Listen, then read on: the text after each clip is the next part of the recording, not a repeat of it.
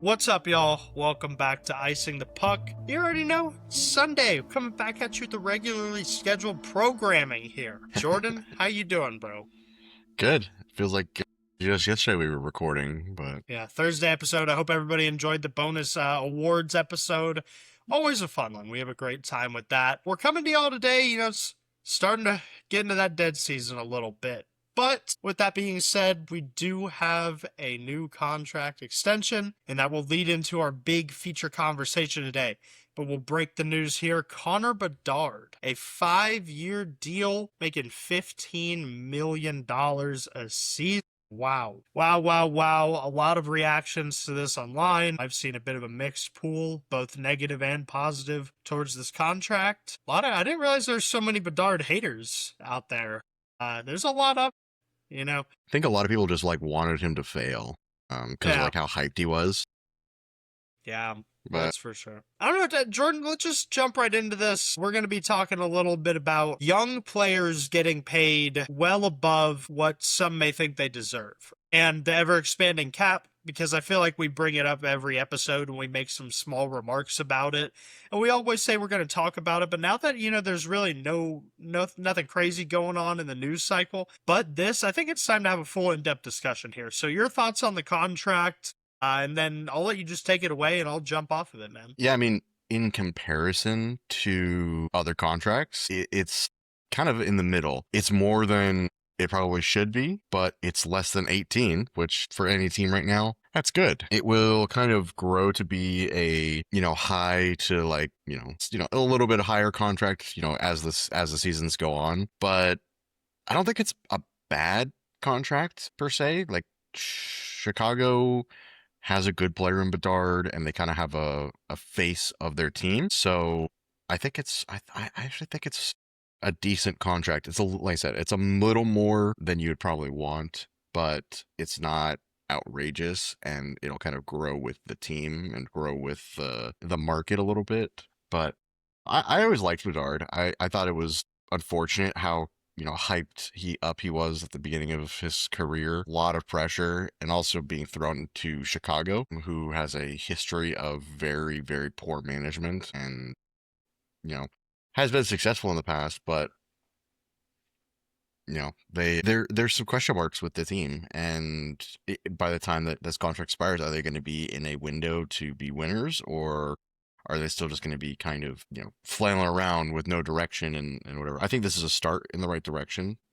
Lock up a player who, like I said, can be the face of your franchise, and in all honesty, could be a long-term player for you and a captain eventually and stuff like that. So I think it was a good move, and I don't really get the hate online. It's just, unfortunately, the market has been set, and this is what they're going to look like now. Yeah, and I'm gonna, I'll feed off of what you're saying here a little bit. I think, unfortunately for Bedard, Chicago is, very big market, especially in the hockey world. Sports fans are very, very passionate there, so they want immediate results. And obviously, the franchise has been very, very fortunate to have guys like Patrick Kane, Jonathan Toews, past stars, Chelios, a lot of different names you could throw around there. And when you're a number one overall pick with the hype that he had, and you're thrown onto that team and in that, environment, it's a lot to live up to. And has he necessarily lived up to it? I'm kind of in the middle. I would give a yes and a no. If you look at him compared to Patrick Kane, the stats track a little bit. They have a very similar first 3 seasons in the NHL, with Kane just having a couple more goals.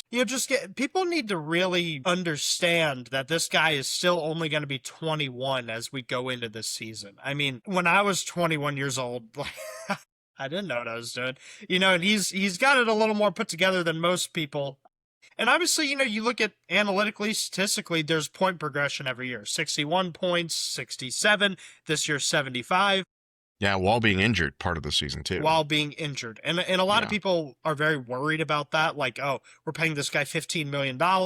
Is he just going to get hurt again? And obviously he will, not be playing at the beginning of this season. I think about a month, maybe a little longer. Yeah. And, that's a concern, but at the same time, this is not a sprint for the Blackhawks. It's a marathon. And I love this deal, getting into the main point of the topic. I love this deal. I think if you really think about it, if you really break it down, long term, it's a discount. I mean, there's simply put, it's a discount. Okay, in 3 to 4 years, this is going to be like chunk change. And at that point, what is he going to be? 24 years old? Okay, and who knows what's going to happen with Chicago in 3 years? I mean, if they do it right, they'll have a contending team built around him. They've been building slowly, kind of trying new things every year.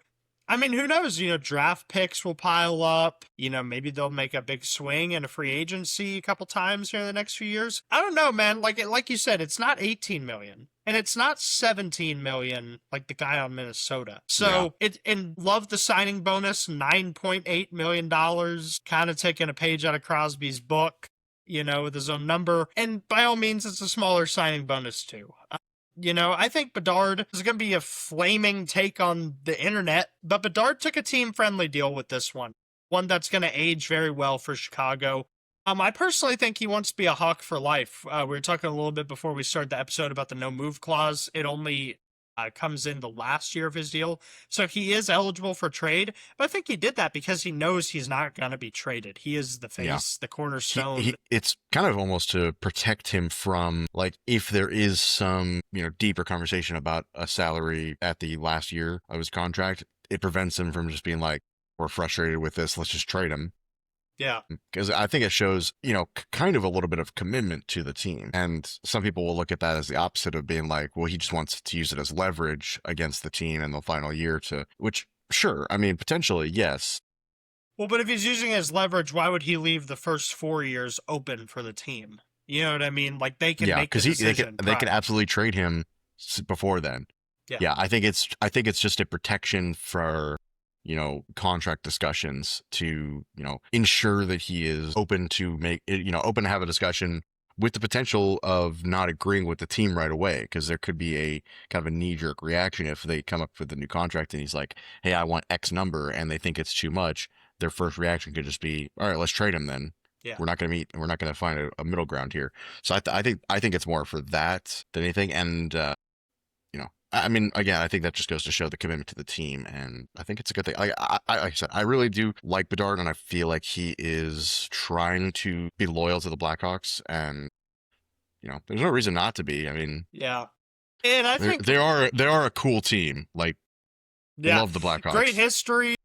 Yeah. Sick jerseys, and like with Bedard specifically too. Like, we have to, like, if you think positively about the deal and about the future for the team, you have to wonder what the number he's being paid, like, realistically, points wise, what does he have to live up to, and also versus what is he capable of. So, like, what's his ceiling? And, like, I think a solid floor for Connor Bedard from, like, now on is 70 points. Like, that is a floor, and no joke, a ceiling could be like 120 points. Absolutely. I mean, the goal would always to be 100 point plus player. Do I think Bedard is like a McDavid or a McKinnon or a Kucherov? No, but do I think he could be like right below those guys? Yeah, he's a young player who's building his game in the National League. So it's like, I mean, if you get anywhere from like a 90 to 120 point production per year for the next 5 years, I think you underpaid. In my opinion. But I mean, in all honesty, the easier way to say it is if he outscores Leo Carlsson. Yeah, it's a good way to put it. That's enough. I mean, and he already has too. I think I think consistently his points have been higher. I think Leo Carlsson's, he got 67 points this past season or something like that. Actually, I have it pulled up right here. Yeah, his highest was 67. Yeah.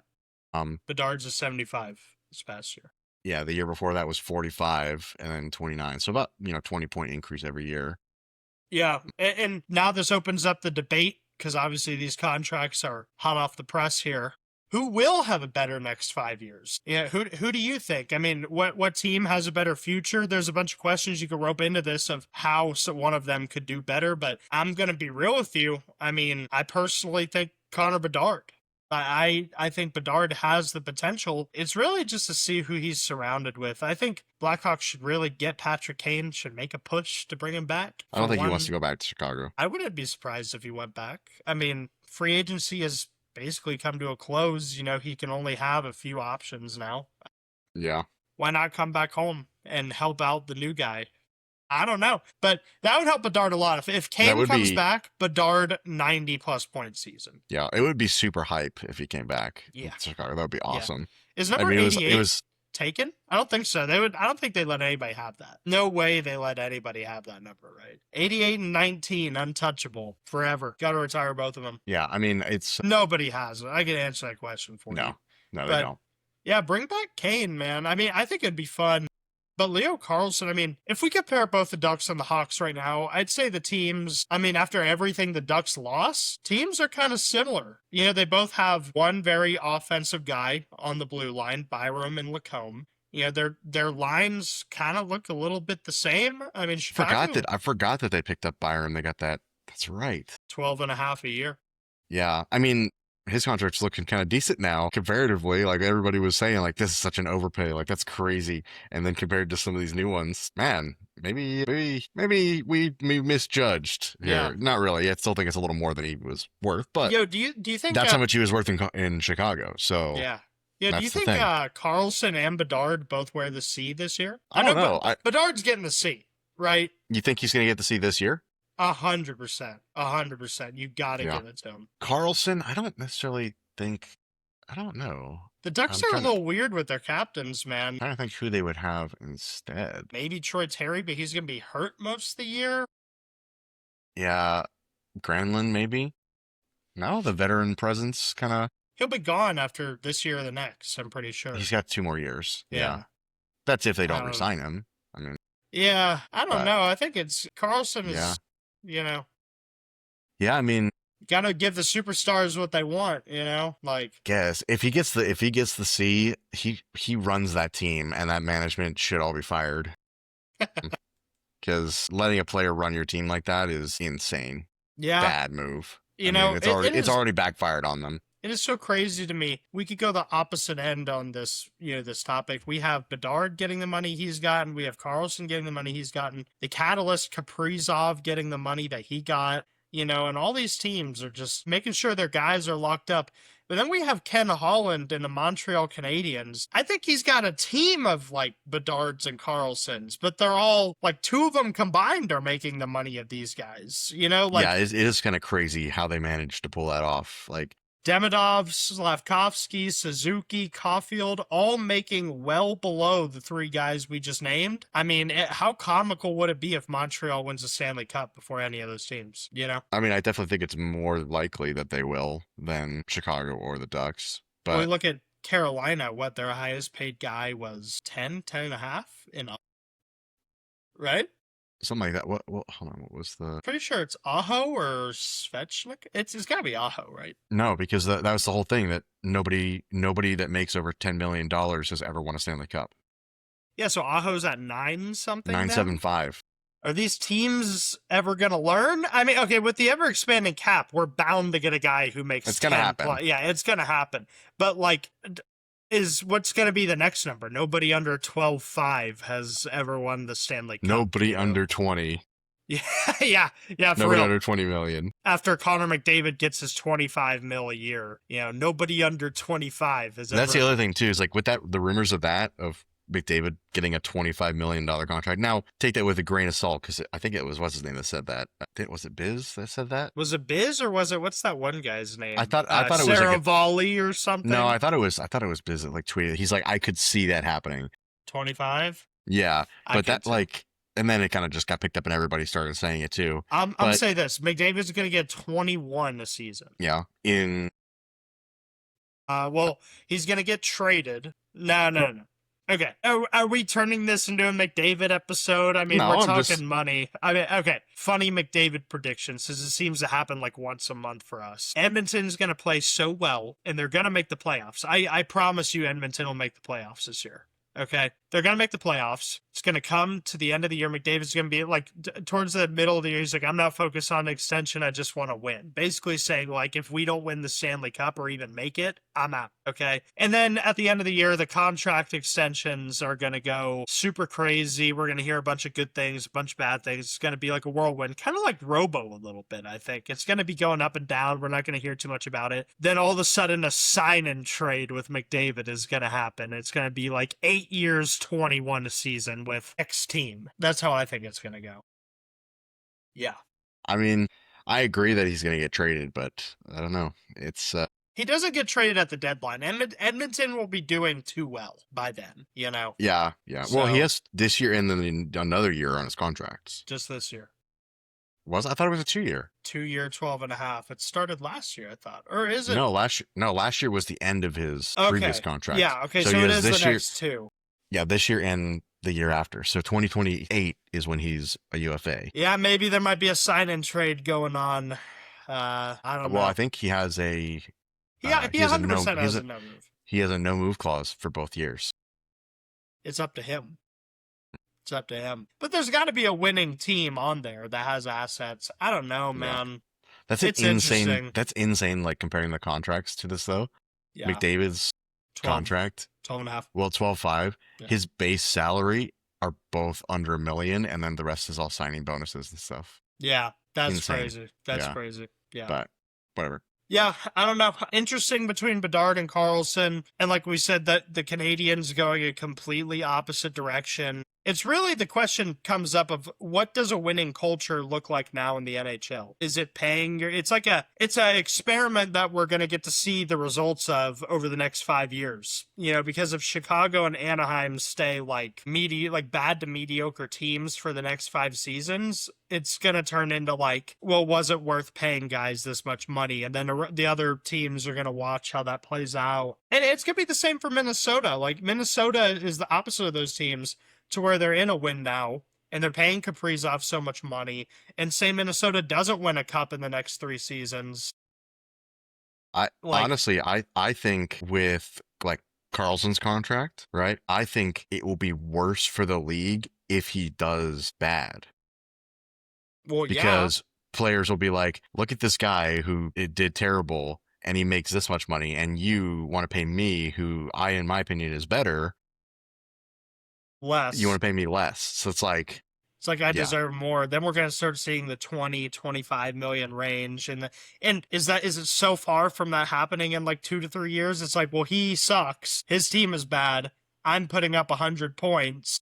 My contract is up, give me $25 million, and we already see that with Robo. He's like, because Robo knows that he's better than both of these guys who just made all this money. So he's like, really? You're putting me into arbitration? Like, where's my $15 million? I'm putting up 90 to 100. Like, I'm putting up like 85 to 100. Where's my discount deal? Yeah, where's my discount deal from Dallas? It's like, give me my money, And Jim Nill, I think Jim Nill is like, oh, like this is putting my team in a rough spot. I mean, I'm going to be honest, same for you and Cale Makar. Like, it's just I have faith. I have confidence.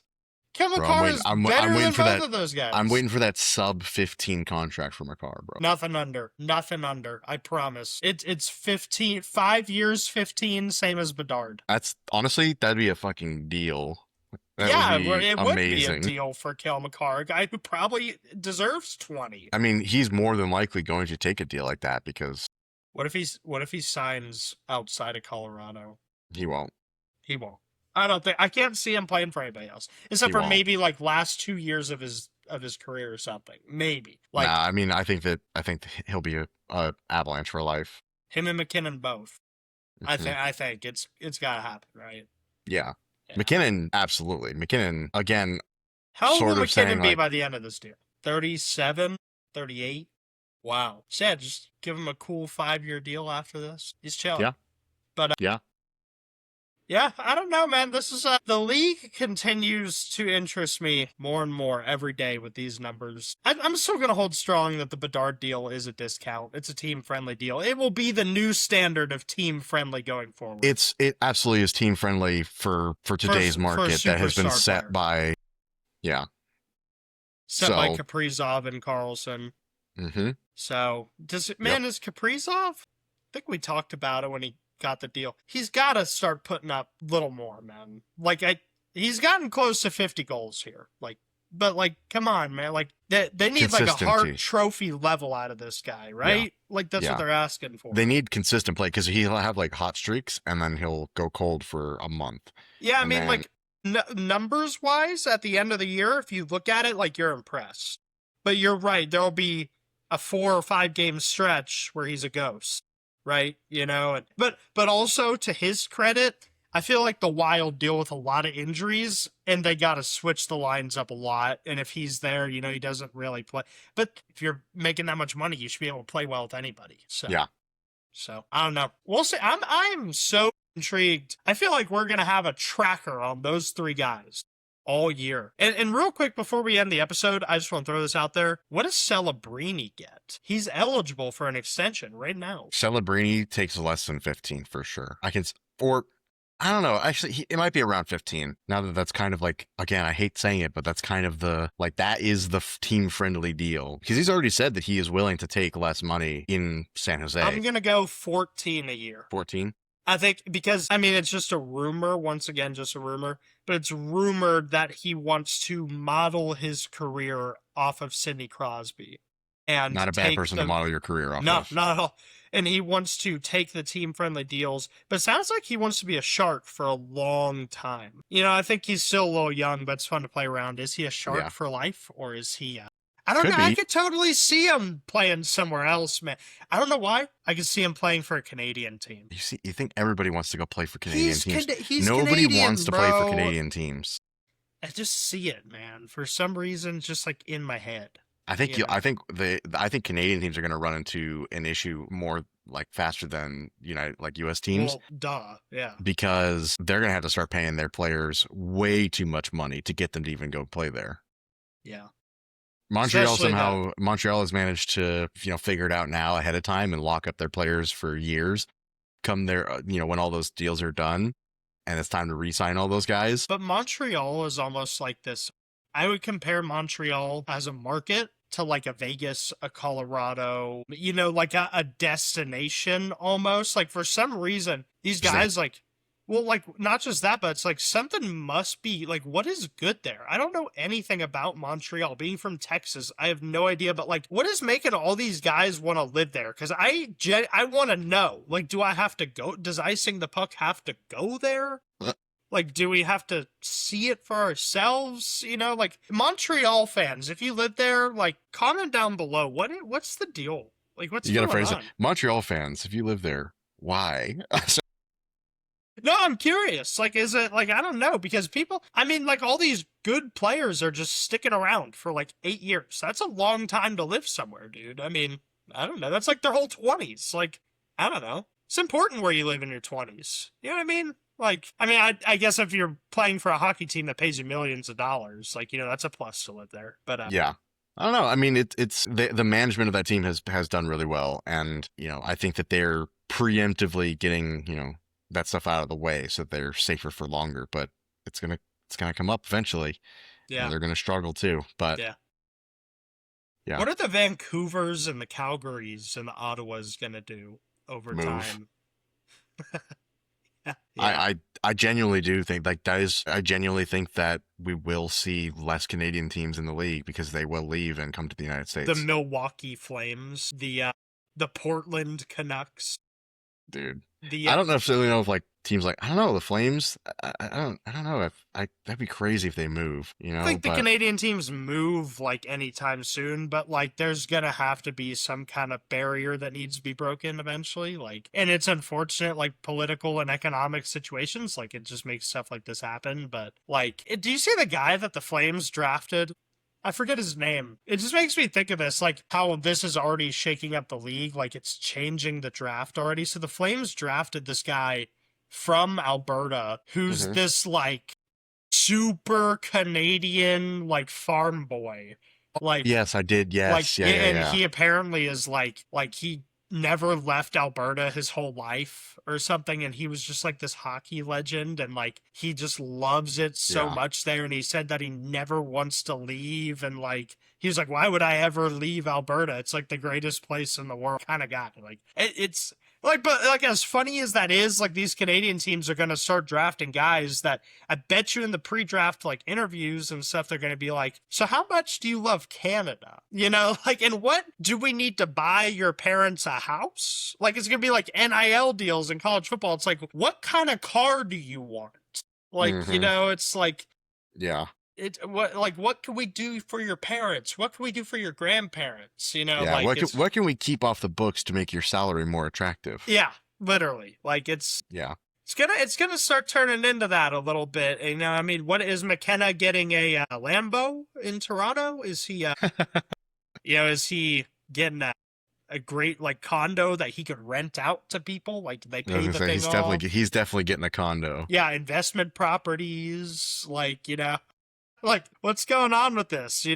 Is Canadian teams doing shady under the table Yeah, stuff? it's like we're gonna give you 20 season tickets that you can then Yeah, resell to for yeah. your Uh-huh. to pad your contract, but that doesn't Shareholder count. position in the team. Yeah, Like, yeah, that's crazy, man. I mean, they're gonna have to get creative somehow, whereas yeah, Vegas is like, yeah, you want to come live in Vegas for 8 years and make like $15 million? Come on, like, yeah. We'll comp your room for a month yeah, yeah. in the At the casino. Caesar's Palace, you get a lifetime membership if you play here Yeah, for 5 years. yeah. Yeah, it's like, Well, hey, and then there's the other perks of if you're with a team that wins the Stanley Cup. Didn't like one strip club give all of the yeah, something like that. I forgot about that. they're like you guys get in, like you guys can come in for free for a year or whatever. Yeah. It's like stuff like that. Well, I bet you in Miami, like if you walk into any business there, they're like, oh, like, Oh wait, it might have been Florida, not Vegas. I think yeah, it was Florida. I think it was Florida. It's something like Yeah, that. I know there was that one bar that like changed their name and like gave a bunch of Florida players like free drinks for life or something like Yeah, that. that's Yeah, crazy. That's yeah, crazy. it's insane. But I But mean, like, yeah, it's true. Like, what would you rather live in Ottawa or would you rather live in South Beach? I know where I'd rather live. So, I mean, just saying, like Ottawa, of course, I don't know, they got snow Nah. up there, so Yeah, I was about to say, I don't know if the listeners know that. Resident snow hater. I won't say winter hater anymore. I'm a big. I'll let you know. it depends on what kind of winter you're talking about. Because you're Y'all talking about like already, Texas winter, yeah, y'all it's know different. I'm from Central Texas, so like I'm a big Christmas and New Year's guy. After that, you can just take the cold. The cold weather can move along. We'll get through the fun parts of it because everybody loves. Yeah, it starts to get cold. The lights are shining on the houses. Malls are packed, the outlets are packed, like it's a great time of year. Like, it gets dark early. And then New Year's, big party. Everybody loves that. But then after that, like, do you really enjoy getting up for work and it's just frigid and you're like in your car? Yes, genuinely, yes, I like yes. wearing shorts on the weekend, man. I'm wearing shorts right now. I love wearing a You short can wear sleeve. shorts in winter here. Shut up, dude. I love showing off the bod at the pool. Yeah, even though the bod's gotten a little saggy as we've gotten older, I still love showing off at the pool. Summer is a great time. I read a lot of books during the summer. It's like a time to lock in. Yeah, but you know what the worst part about summer is? The heat. It No sucks. hockey.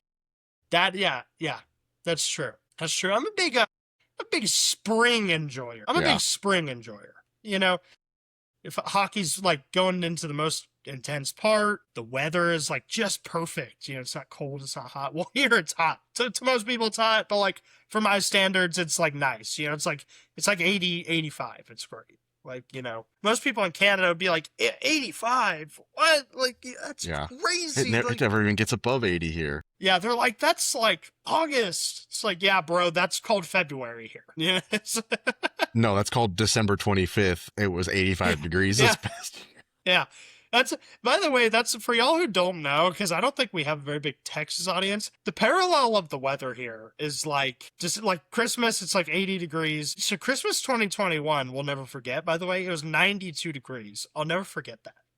But then you go from that, and then you go into like mid-January, and we always get like a week-long freeze, and it's like 20 degrees every day. And then it's like melting hot the rest of the year. Mm-hmm. It's like, yeah, it's crazy. Yeah, we get basically like 1 week of winter here, and then that's it. Yeah, like true winter. What people know is true winter. Winter for us is like 40 to 50 degrees.